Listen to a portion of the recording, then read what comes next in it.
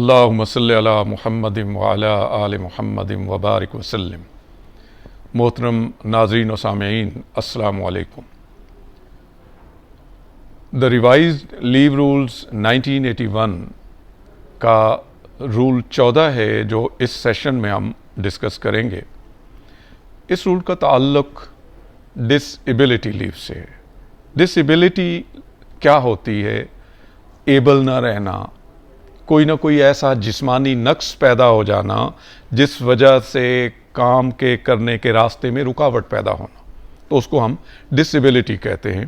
तो इस सूरत में जो लीव दी जाती है डिसेबिलिटी की बुनियाद पर, उसे डिसेबिलिटी लीव कहते हैं। ये डिसेबिलिटी किसी इंजरी की वजह से हो सकती है, बीमारी की वजह से हो सकती है।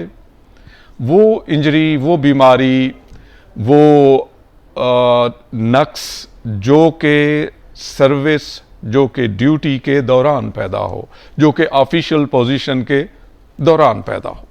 अब ये बात जब हमने जानी कि disability which occurs during the course of duty और during the tenure one holds an official position, तो इसको समझना भी बहुत ज़रूरी है कि कोर्स ऑफ ड्यूटी किसको हम कहेंगे या ऑफिशियल पोजीशन किसको कहेंगे।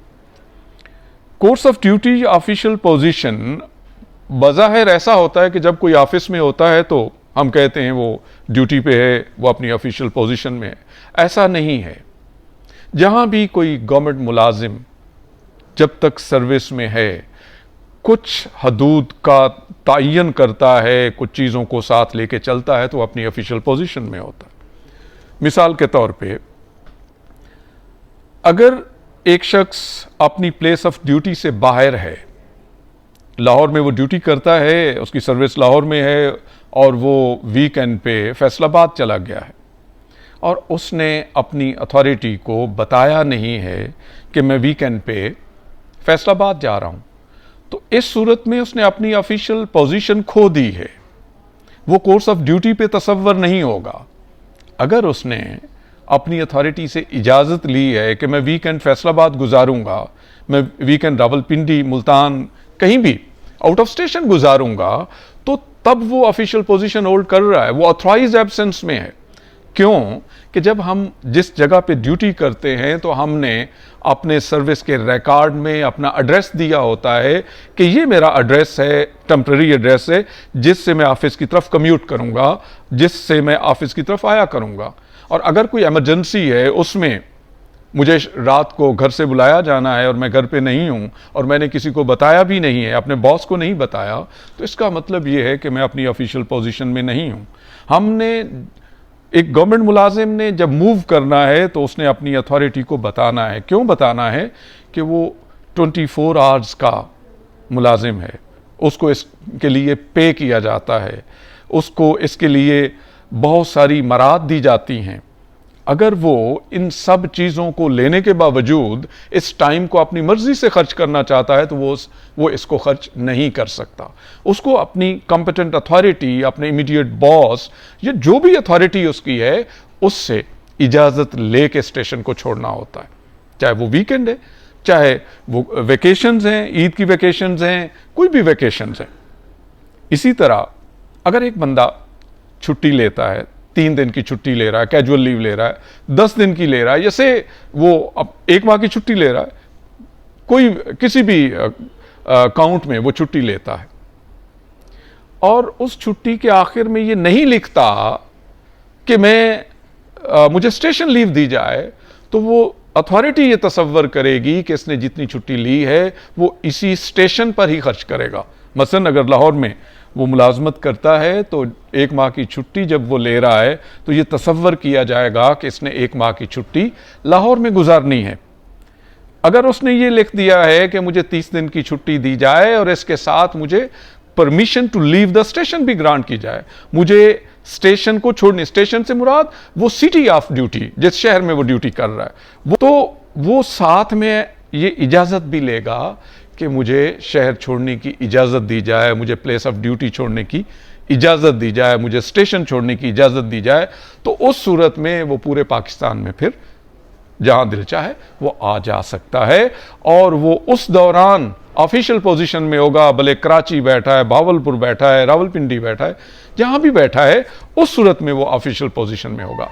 तो इस ऑफिशियल पोजीशन के दौरान अगर उसको कोई डिसेबिलिटी आ जाती है, उसको कोई जख्म पहुंचता है, कोई एक्सीडेंट हो जाता है, कोई बीमारी आ जाती है, और उस वजह से उसका के जिस्म का कोई वाइटल आर्गन, वो आर्गन जिससे वो ड्यूटी में मदद लेता है, वो मुतासिर हो जाता है, और ये डॉक्टर लिख के दे देता है। डॉक्टर से मुराद हमारा सरकारी डॉक्टर, हमारा सरकारी अस्पताल का डॉक्टर, वो ये लिख के देता है कि इसको ये डिसेबिलिटी है। मिसाल के तौर पे किसी की आंख ज़ाय हो जाती है, किसी की उंगली, हाथ ज़ाय हो जाता है, किसी का कोई भी ऐसा उज़्व जो के ज़ाय होने से वो अपनी ड्यूटी प्रॉपर तरीके से अंजाम नहीं दे सकता, तो डॉक्टर के लिखने पर ये डिसेबिलिटी तस्वर होगी, और इसकी वो जो लीव लेगा उसे हम डिसेबिलिटी लीव कहेंगे। गोया ये छुट्टी खुद से कोई नहीं क्लेम कर सकता कि मुझे डिसेबिलिटी लीव चाहिए, बल्कि डॉक्टर की प्रेस्क्रिप्शन पे मिलेगी। कितनी मिलेगी? टोटल छुट्टी 720 डेज मिलेगी। 720 डेज को हम डिसेबिलिटी लीव कहेंगे। और फिर अगली बात, ये एक वक्त की डिसेबिलिटी पर है। खुदा ना खास्ता उस बंदे को सर्विस के दौरान दोबारा कोई डिसेबिलिटी हो जाती है, तो अगली दफ़ा फिर उसको अगले ओकेजन पे फिर उसको 720 डेज डिसेबिलिटी लीव मिलेगी। अब अगली बात, ये लीव क्या फुल पे पे मिलेगी, हाफ पे पे मिलेगी, क्या ये लीव अकाउंट से मिलेगी, आउटसाइड द लीव अकाउंट मिलेगी? ये सारी की सारी छुट्टी आउटसाइड द लीव अकाउंट होगी। 720 days outside the leave account होगी, मगर सारी ऑन फुल पे नहीं होगी। 180 डेज ऑन फुल पे होगी। Out of 720 days 180 days leave shall be granted on full pay and the remaining on half pay. तो उसकी जो अर्न लीव है उसको हाथ नहीं लगेगा। और अगली बात यह कि ये दी किसको जा सकती है? ये छुट्टी सिर्फ फुल टाइम एम्प्लॉय को दी जा सकती है। टेम्परेरी एम्प्लॉय जो कहीं पार्ट टाइम काम कर रहा है और डिसेबिलिटी आ जाती है, उसको ये छुट्टी नहीं दी जा सकती। तो ये हमने डिसेबिलिटी लीव डिस्कस की। एक बात और कि इस छुट्टी के साथ कोई अपनी अर्न लीव मिलाना चाहता है, कोई अपनी EOL लेना चाहता है, तो वो भी ले सकता है। आपका बहुत बहुत शुक्रिया।